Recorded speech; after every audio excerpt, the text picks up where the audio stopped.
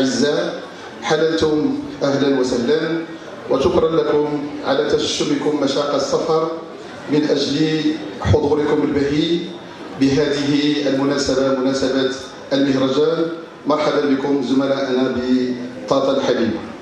بسم الله الرحمن الرحيم. حسن اسكنور، عضو الفرع الإقليمي جمعية تنمية التعليم الدراسي. حنا بصدد تنظيم المهرجان الإقليمي للمجموعات الصوتية في الدورة ديالو 12.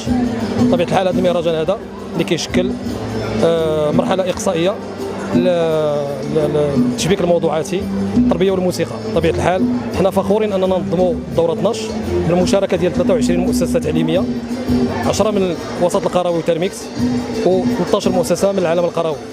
فخورون كذلك بالمشاركة ديال هذا الزخم هذا من العالم القروي، وفخورون بالمتعلمين ديالنا والمتعلمات ديالنا، وكنشكروا جميع من تدخل من قريب من بعيد تنظيم هذا المهرجان هذا، المجلس الإقليمي، المجلس البلدي، المديرية الإقليمية، كذلك المنابر الإعلامية والمؤسسات التعليمية والآباء والأمهات. وشكرا لكم على الحضور ديالكم، ونتمنوا أن المهرجان يرقكم. والسلام عليكم ورحمة الله تعالى وبركاته.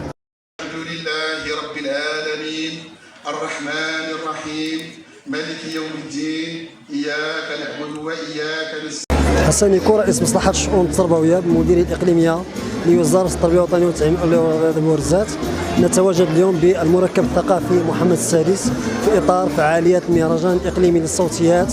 هذا المهرجان المؤهل للمسابقة الجهوية للموسيقى في التربية، والتي ستحتضنها المدير الإقليمي بورزات تاريخ 29 أبريل 2025 تحت شعار التربية الموسيقية رافعة للتفتح.